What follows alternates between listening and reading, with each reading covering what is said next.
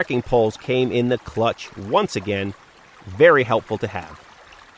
We carried up the drainage, and about 1/3 of a mile once we started off trail, we felt it was the right place to make our way away from the drainage and start heading northeast towards the summit. We decided it's time to leave the drainage, and now we're just going to plow our way through these woods. They're very thick, just looking at them. So there's going to be a lot of broken branches and probably a lot of scratches, even more so than the ones I've already had happen. But should be fine. Whatever, it's fine.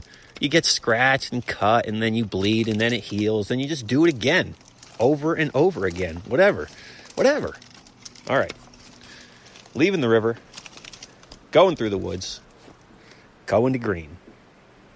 Once we left the river, we eventually saw survey tape every so often, and then we wouldn't see any for a while, and then we saw some occasionally, and then we didn't, leading us to believe that we were on the right path towards the summit.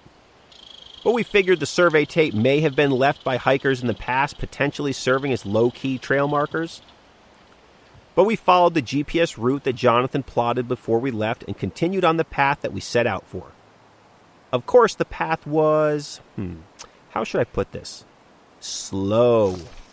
The woods were thick up there. It wasn't a nice open hardwood forest. It was mostly thick spruce and pines. Not so thick that you couldn't see more than a few feet in front of you, but thick enough where every few steps becomes a scratchy challenge as we bushwhack our way up the mountain. Going in the right direction while also trying to find the path of least resistance through the trees, it was no picnic, that's for sure. Some stretches were faster than others, but, not by much. That day I brought my pants that unzipped to shorts, and I had a long sleeve in my pack. But at that point, and being as sweaty as I was, the thought of stopping to put on layers and pants for whatever reason just sounded worse than dealing with the scratches. Lesson learned. I was just so stoked to finally be hiking in shorts and a t-shirt. But we continued pushing our way through the thick spruce and pine forest, and the woods fought back, scratching the hell out of all of us.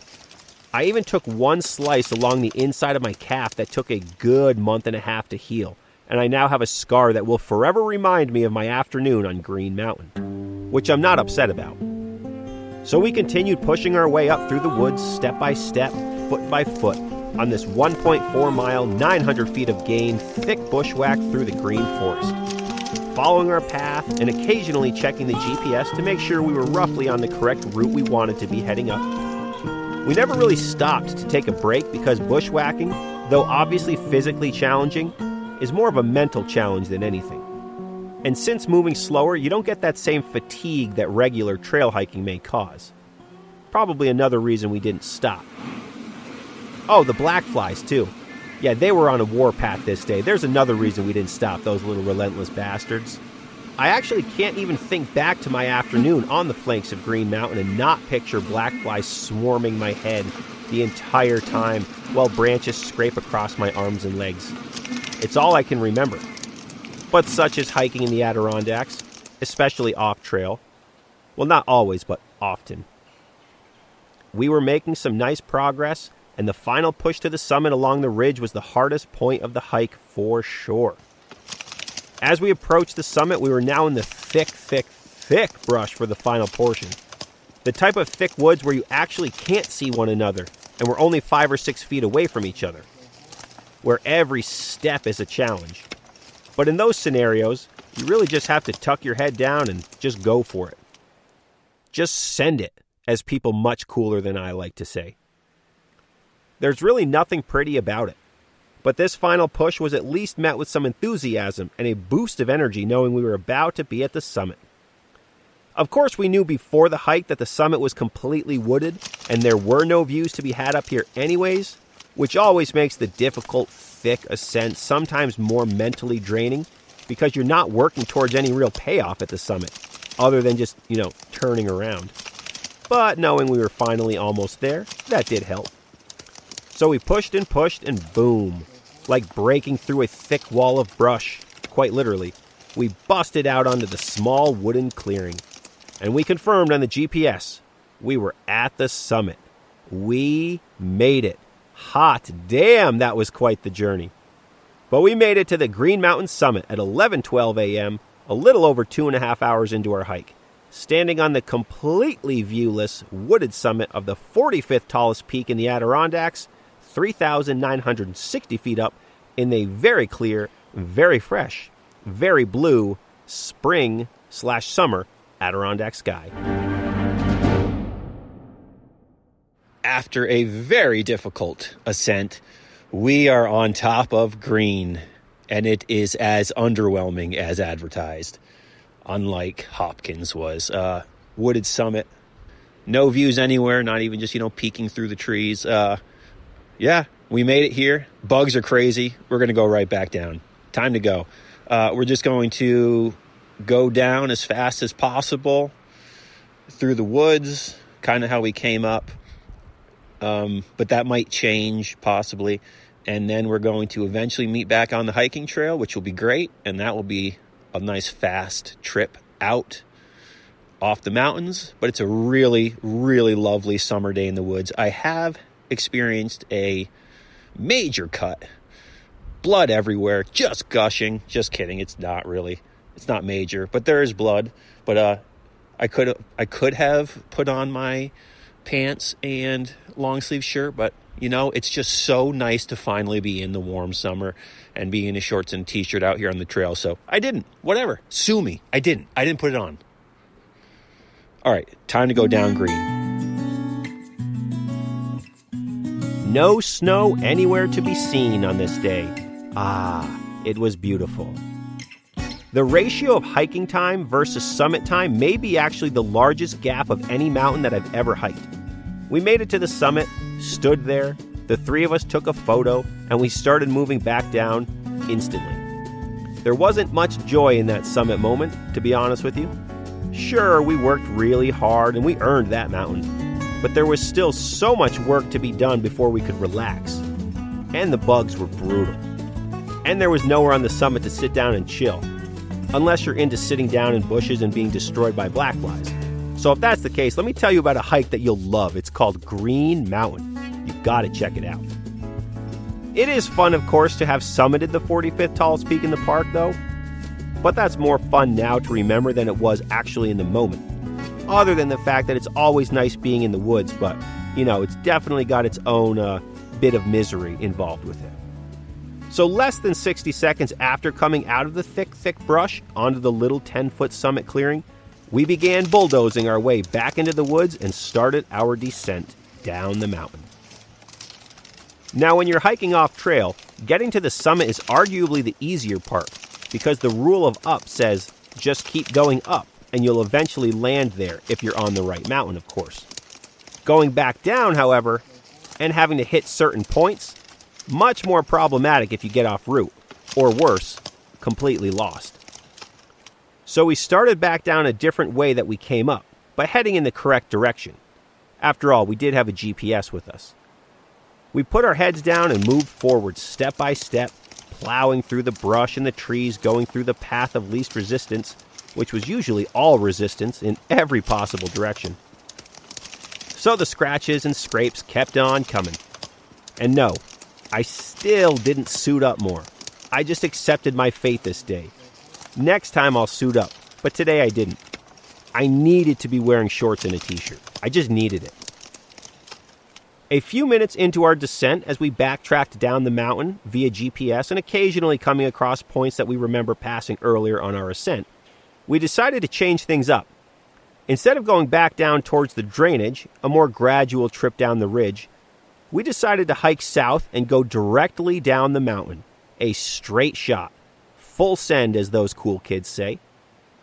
This would be more difficult terrain and way more sketchy, but ultimately faster, and we would be sure to come out onto the North Giant Trail, where from there we would take a right and be back on trail heading back to Hopkins and ultimately the car. So we had the Garmin GPS and we could tell exactly where the trail is, where we are, and what the terrain would be like. Roughly what the terrain would be like. So we all agreed to go for it. Let's shoot right down the steep part and come out to the trail 0.6 miles away from us.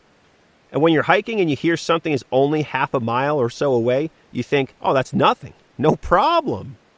Of course, Half a mile of off-trail travel in the Adirondacks is a whole other animal, and it was thick the whole way down. But we bulldozed our way through some spots, skirted around others, climbed over this, climbed under that, and we kept plugging through the trees down the south side of Green Mountain.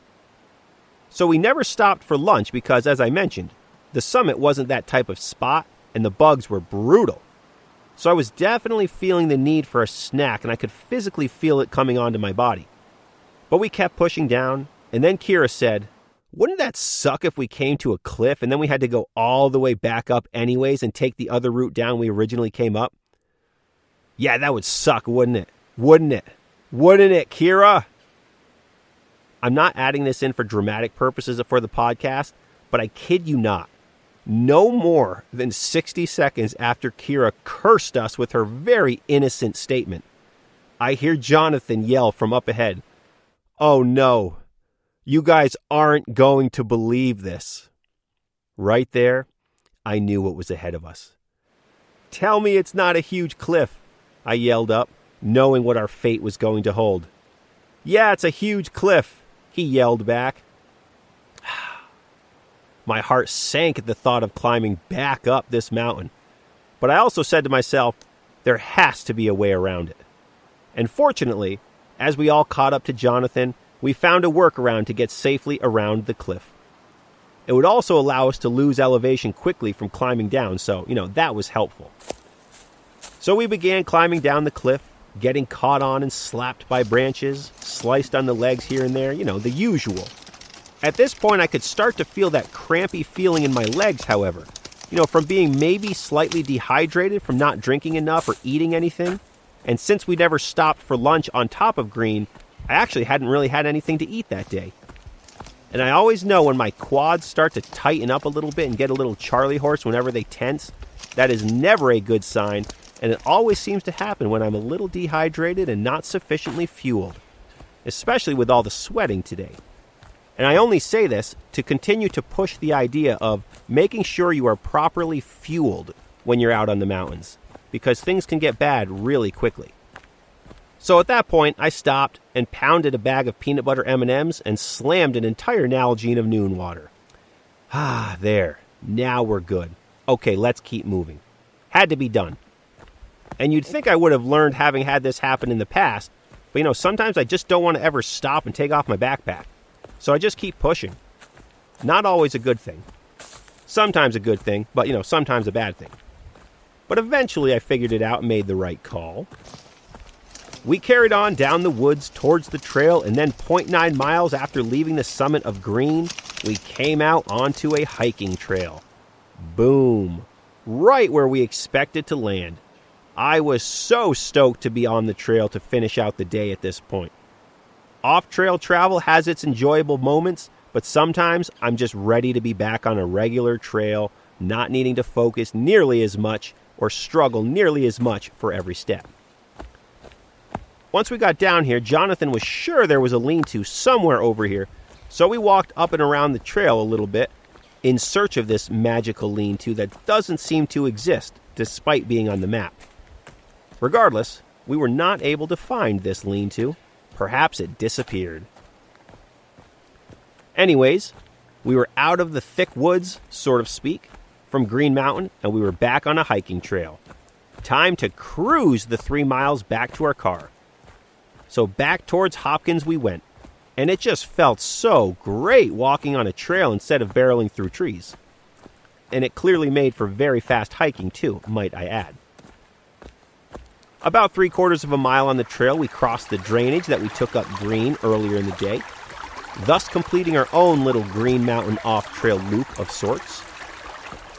And then we carried on, quickly hiking back towards Hopkins on the North Giant Trail. We each kind of hiked at our own pace here, and it was a pretty typical descent back to the car, you could say. Backtracking the morning's trail. But of course, once we came out onto the large rock summit of Hopkins for the second time of the day, it was time to stop and have our real sandwich and a summit break. Come on, you guys didn't think I'd tell this story without mentioning what kind of summit sandwich I had for the day, did you? Of course not. Today was ham, provolone, lettuce, cayenne pepper mayonnaise on a hamburger roll, and, wait for it, a PB&J triple-decker.